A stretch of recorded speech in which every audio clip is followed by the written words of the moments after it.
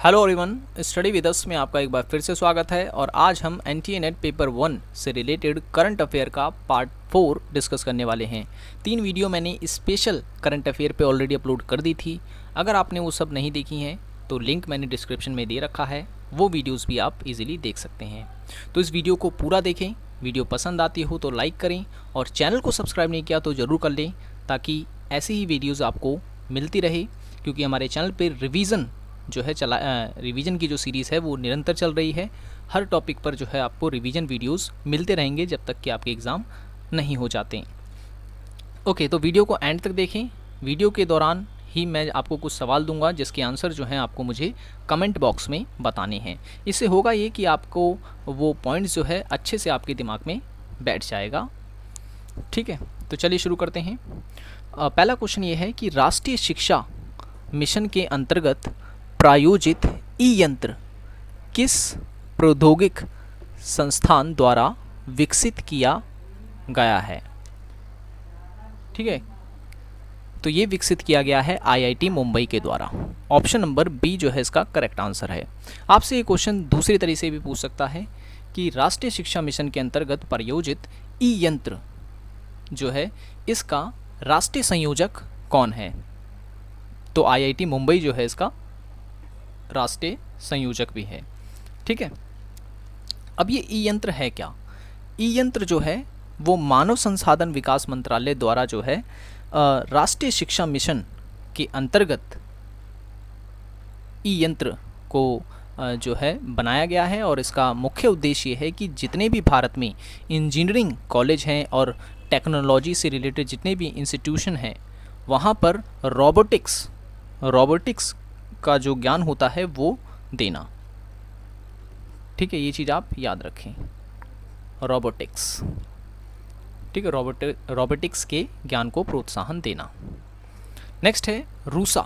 अब रूसा से हमेशा क्वेश्चन पूछा जाता है।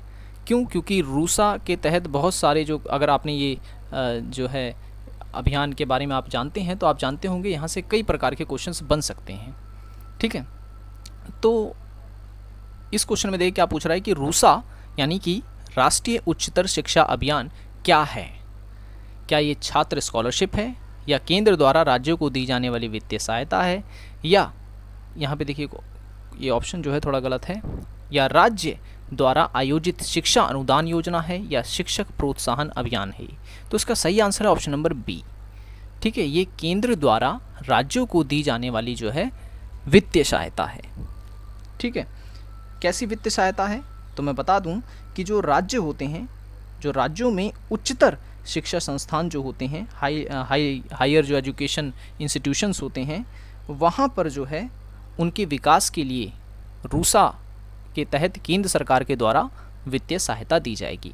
और भी कई सारे कार्य किए जाएंगे रूसा के तहत, जैसे कि राज्यों में जितने भी कॉलेज हैं उन कॉलेजों को क्लस्टर विश्वविद्यालयों में बदला जाएगा।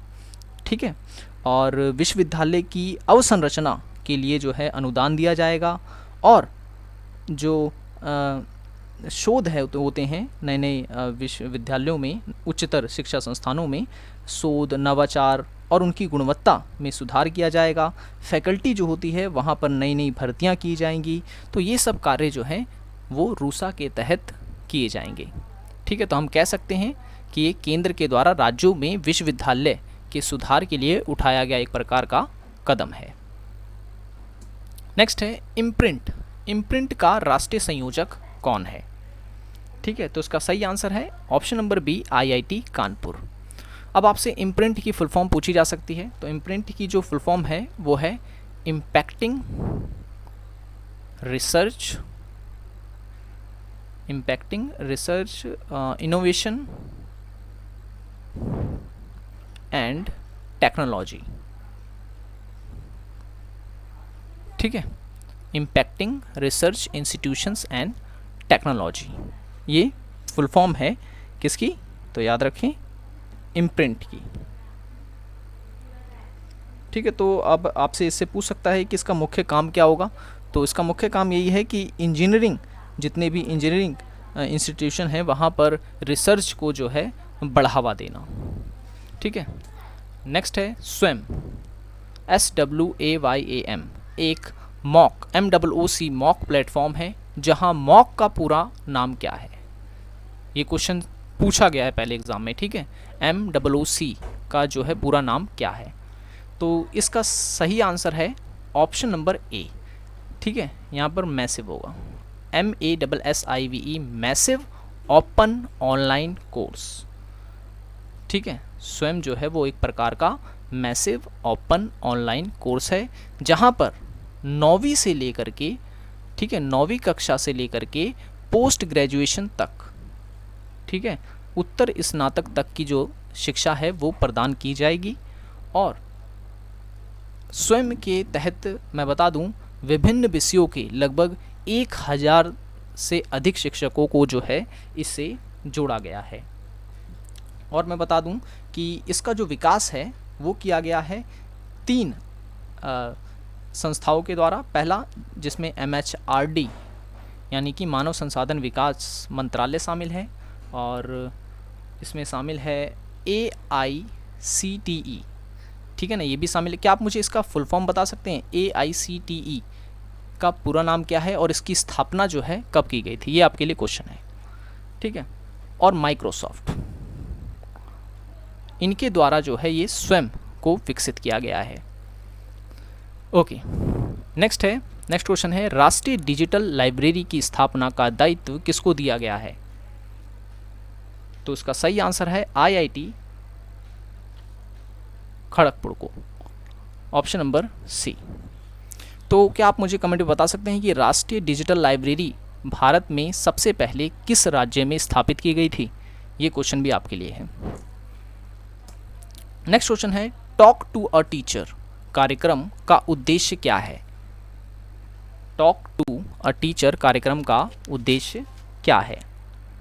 तो इसका उद्देश्य जो है वो ये है कि शिक्षकों को विशेष प्रशिक्षण देना, ठीक है, ताकि वो छात्रों के समक्ष जो है अपने ज्ञान को अच्छे से रख सकें और जो एक्सप्लेनेशन की जो टेक्निक है वो और अच्छी कर सकें, ठीक है। इसलिए जो शिक्षक होते हैं उन्हें विशेष प्रशिक्षण दिया जाएगा। किसके कार्यक्रम के तहत, तो टॉक टू अ टीचर कार्यक्रम के तहत। नेक्स्ट है, उच्चतर आविष्कार योजना किस मंत्रालय द्वारा प्रारंभ की गई। तो ये प्रारंभ की गई है ऑप्शन नंबर ए, मानव संसाधन विकास मंत्रालय द्वारा, ठीक है। मानव संसाधन विकास मंत्रालय द्वारा जो है इसको प्रारंभ किया गया है।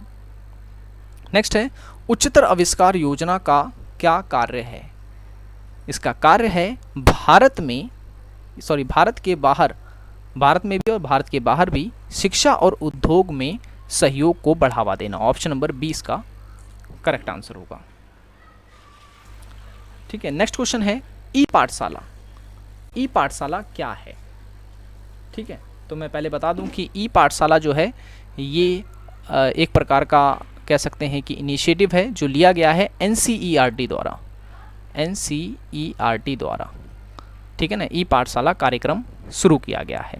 अब इसके तहत क्या किया गया है, ये हमारा क्वेश्चन ही है, तो इसका सही आंसर है option number C.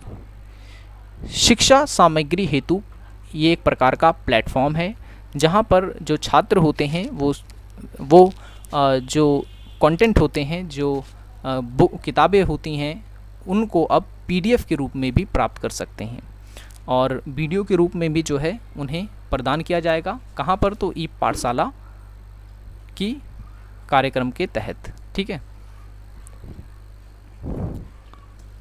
Next question है, उड़ान परियोजना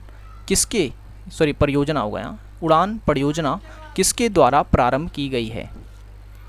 तो उड़ान परियोजना जो है ये प्रारंभ की गई है CBSE के द्वारा, ठीक है, central board of secondary education के द्वारा। CBSE की स्थापना कब हुई थी ये आपको मुझे कमेंट में बताना है, ठीक है। और वर्तमान में जो उसके चेयरमैन हैं उसका नाम भी आप मुझे कमेंट में ज़रूर बताएं। चलिए, नेक्स्ट क्वेश्चन है कि उड़ान परियोजना किस कक्षा के छात्र हेतु प्रारंभ की गई है। तो ये प्रारंभ की गई है, ऑप्शन नंबर 20 का करेक्ट आंसर है, कक्षा 11वीं और कक्षा 12वीं के छात्रों के लिए। अब इसके अंतर्गत किया ये जाएगा कि जो 11वीं और 12वीं के छात्र हैं